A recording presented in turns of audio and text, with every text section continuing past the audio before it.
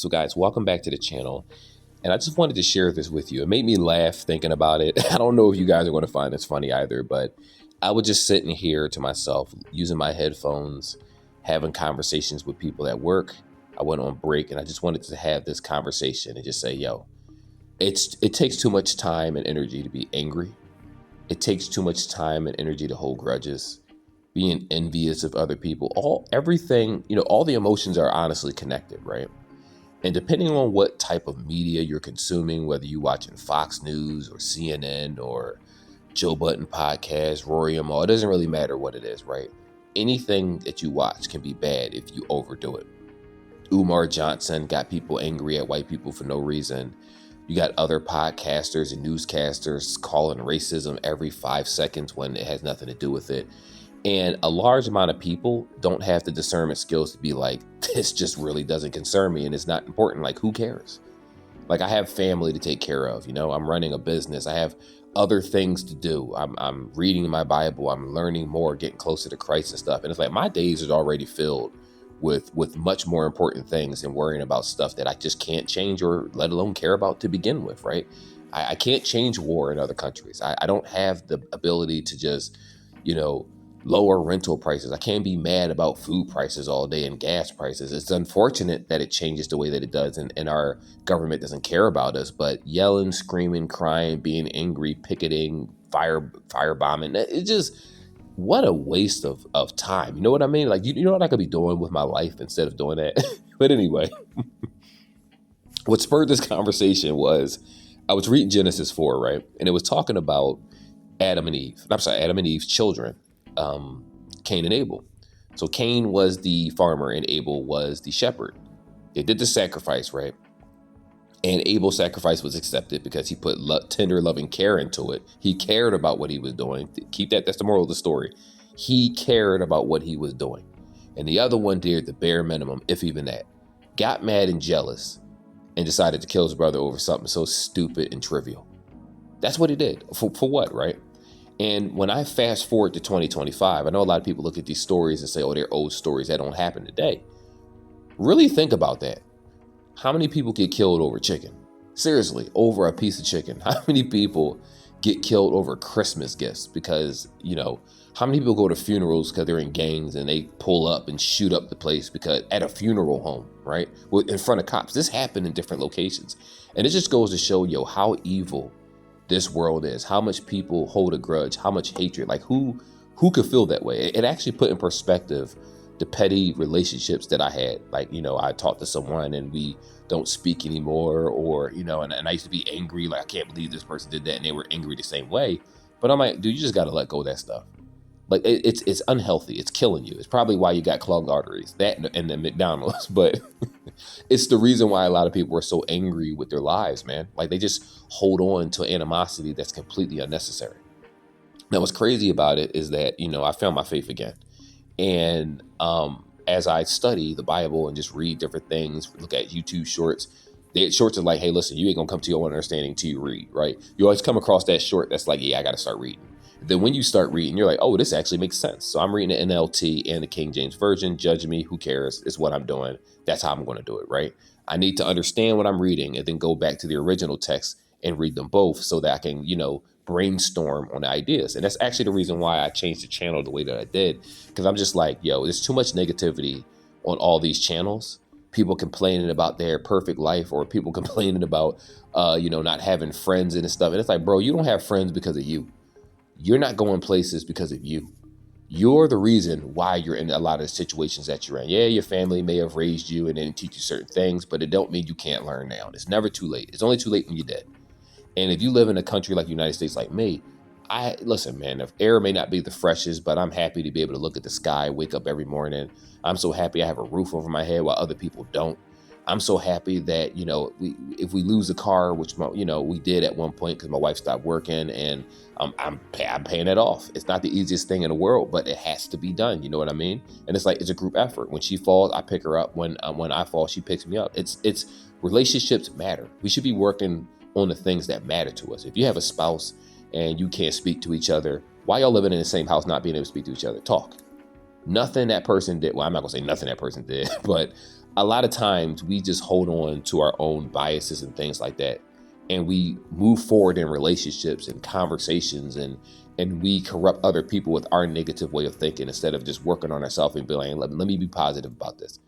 Like, remember back in the day when you were a child, again, it's my ADHD, but remember back in the day you were a child and you would just go have a conversation with someone, whether you was born in the 80s or the 70s or whatever it was. That type of mentality is what a lot of us lost and what we need to find again. We don't need to have a chip on our shoulder 24 hours a day. All right, our boss is a dick. Okay, that's fine. I don't have to work here. I don't have to deal with him in that capacity. Even if I do, I'm going to make it where the ABCD is being done. I'm going to keep it professional, and I'm not moving any further. You know what I mean? It's like, I don't have to play this game. I don't have to play politics with anyone. That's not what the Lord put me on this earth for. If all I got to do is believe in God and spread the gospel, none of this other stuff really matters to me like that. Yeah, you got to have a job. Yeah, you want to have conversation with people. Yes, you want to have relationships. Sure, that's just your personality. It's who you are. But you don't have to put on this fake mask where you're not really this person. You know what I mean? It's like, you can still be yourself. Some people just aren't going to like you. A lot of people may not like you, but that's okay. But being yourself means, you're not being arrogant. You're not being envious of other people. You're not being jealous. You're not doing things to be vindictive for the sake of being vindictive. It's like, too many people just do that. To be honest, I kind of lost my line of thought of where the video was going, but it just got me thinking about everywhere I go, someone's on their phone. They're complaining about something. They're yelling to someone else over the phone. They're just yelling and screaming. It's like, it's not necessary. Breathe, take a break, reevaluate the situationships you're in, reevaluate the people that you keep around you. If you're around the same, if the energy you brings certain people around you, you don't need that person. So just kind of close out this video, right? I just wanted to tell you a story that happened to me. I'm not going to mention any names, but this happened within the last week, and I'm actually happy it did, because it took a lot off my plate, because I just didn't. Well, it wasn't much of it on the plate anyway. I don't care about this situation, but I want to explain it to you. So I have a coworker that goes outside and hangs out and talks on the phone and does whatever they want. And I say coworker loosely because we don't work for the same company. We're just on the same floor. And I had mentioned to them, hey, people said they saw this. You need to be careful because you keep saying you need your full-time job and you're saying they're cutting your hours and stuff. But have you ever considered that the actions that you're taking at your job is being reported back to your supervisors? They flipped out about that. Couldn't, how dare they, who said this? Ready to fight, pull out the earrings and all this stuff, right? And I'm just like, why is that? And I said this to them, why is being ghetto or being violent the first thing that you think about? Why is it never, I should look at what it is that I'm doing? If you disappear from your desk for an hour and people are going to notice that, it's you that's causing the problem, nobody else. I'm crying, I'm sad. So what? Your situations is different. That you got to separate that from work. There's a level of professionalism that people just don't have, right? And if you're younger, and I'm trying to explain that to you, I'm 39 years old, I'm talking to a 23-year-old, 22-year-old, whatever it is. I don't care what your age is. You need to learn to accept criticism. And if you can't, that's okay. And you know what that person did? They stopped speaking to me. And I'm just like, all right. I mean, they speak to everybody else. They stopped speaking to me specifically. And I'm just like, that seems childish, but that's okay. I'm not going to get mad. I'm not going to get even. I'm not going to think about this person. I'm not going to purposely walk past them and, be like, yeah, I'll make them uncomfortable. It just, I don't have the time to think about stuff that's so trivial like this, because there's no reason for an adult to be acting this way. If your parents failed you, then it's your job as an adult to find the right way for yourself. It's one of the reasons why I felt like, as a couple, me and my wife, we have to grow together in the Lord, because our mind states and what we were thinking about we weren't one at the time. You know what I mean? We might have been married and we worked together, but our unionship wasn't one. Now it's stronger than ever. And so I just look at it as, wow, I could have did this a long time ago. I'm not mad about it. I'm not flipping out and saying, oh, I wasted all the time. I can't believe it. I'm angry. It's like, no, I learn from my mistakes and I move on.